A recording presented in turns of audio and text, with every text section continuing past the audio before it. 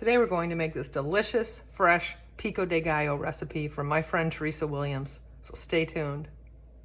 So if you happen to have a couple tomatoes that might look like this, they're still really delicious, very flavorful, but you might not want to slice it, might not be nice enough to maybe put on a salad, or just might not be that good looking.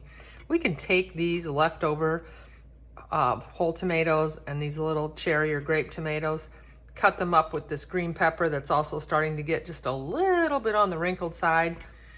Add a little parsley, green onion, juice of a lime, and a piece of this onion that I have that I'm just needing to use up, and make a delicious Pico De Gallo.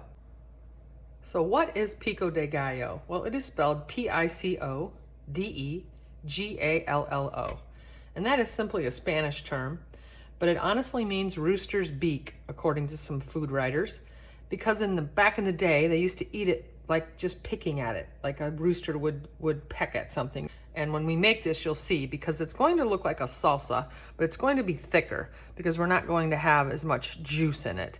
So it's obviously going to be something that you can easily eat, dip with the chip. You could use it for a steak side to a piece of steak. It makes an excellent topping on a salad. There's a million things to use it for.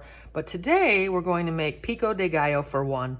Just a little batch for you, for a little snack, perhaps in the afternoon. You could double, triple, quadruple this batch. And of course we'll have the recipe at the end. But I think you'll find it just a delicious way to utilize some of these extra vegetables you have lying around. And we've got our pepper. We're going to chop finely as well. Again, as fine as you want, depending on what you're going to use it for. So if you want to have it sit up on a chip, you might want it to be just, not too small. That looks about right to me, kind of a medium dice. Okay, we've got some chopping done, but I wanted to show you, if you're interested in knowing about seeding a tomato.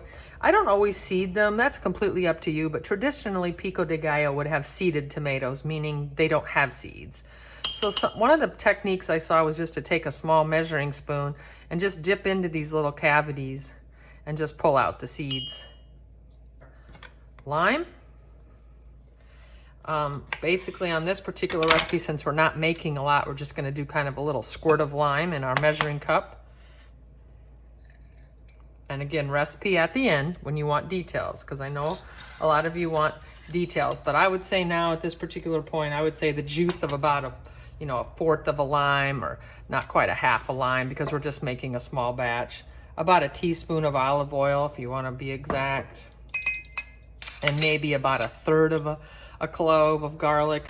We're going to go ahead and just kind of whisk that around a little bit, just to kind of mix those three things together. Pour this on the top, our wonderful sauce that we made. Stir it in. Mix it around a little bit again with our spoon. Probably is going to need a little bit of salt. Bring out and enhance these flavors. And that's about it right there. So once we're all mixed up here in our nice, lovely little bowl, we have some little chips here. And I tasted this, and I'll taste it again, but sometimes you have to doctor it a little bit. And let it sit a little, because some of the salt that we added and all of that olive oil and that garlic and all of these wonderful flavors will combine, and they'll taste a little better if it sits a while. And then obviously before you eat a lot of it, or before you have company, you'll want to taste it. See if you think it needs a little more lime. Always remember that the lime is acidic, and it adds a little bit of tartness and almost a little salty flavor as well. So I would not over salt before. I would add a little more lime first. One more time, never hurts. Just right. Brings the flavors together, not dissimilar to when we used the lime, if you might remember, for those of you that watched the cantaloupe video, a very similar function that it had in that recipe.